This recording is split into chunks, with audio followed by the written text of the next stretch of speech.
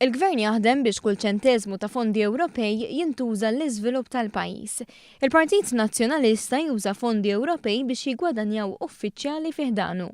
Dan kien il-messaġġ ewlieni f'konferenza tal-aħbarijiet tal-Partit Laburista ftit sigħat wara li l-gazzetta Kullħadd żvelat kif John Zammit, l-editur politiku tal-Midja tal-Partit Nazzjonalista, qed jitħallas b'mod frodulenti minn fondi tal-Parlament Ewropew.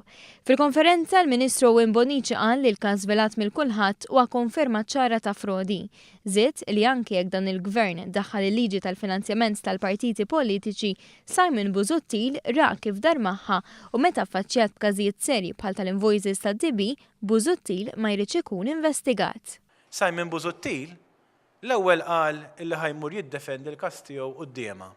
Imbagħad l-għada raġa' bdielu u fetaħ kawża kontra il-Kummissjoni Elettorali biex il-Kummissjoni Elettorali ma tinvestigax.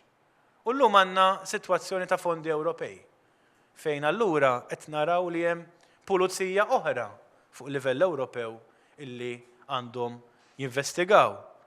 Id-domanda hija Simon Busuttil se jmur biex tintalab investigazzjoni fuq dawn il-fondi Ewropej illi ġew intużati ħażin? Is-Segretarju Parlamentari għal Fondi Ewropej Ian Borch qal li regolamenti tal-Unjoni Ewropea jitkellmu ċar li fondi Ewropej ma jistgħux jgħaddu direttament jew indirettament għal partiti politiċi.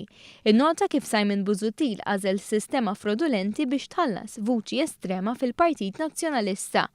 Allura Borch staqsa, b'dan il-każ qudiemu, Simon Busuttil se jinvestiga?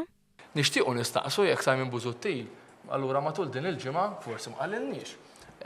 Marx u nnifsu kitibx talabx u nnifsu lill-Olaf sabiex jinvestiga. Jekk le, għadna qed nistennew x'pożizzjoni se jieħu dwar dan.